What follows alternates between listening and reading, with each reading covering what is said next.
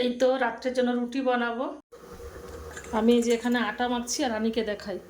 এই যে রানী বসে আছে। আমাদের রানী ভীষণ রুটি পছন্দ করে।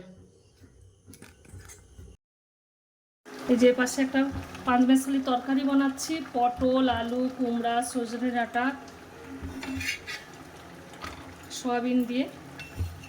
আমি একদম রুটি খেতে চাইতাম না, ভালোবাসতাম না, খেতাম ঠিক আছে, এতটা রুটি ভালোবাসিনি।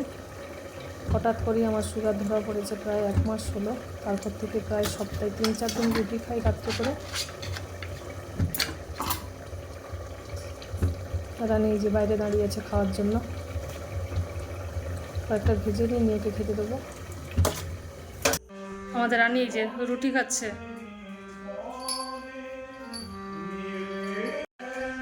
ভিডিওটি আজ এ পর্যন্তই, আবার পরের ভিডিওতে দেখা হবে। সবাইকে গুড নাইট।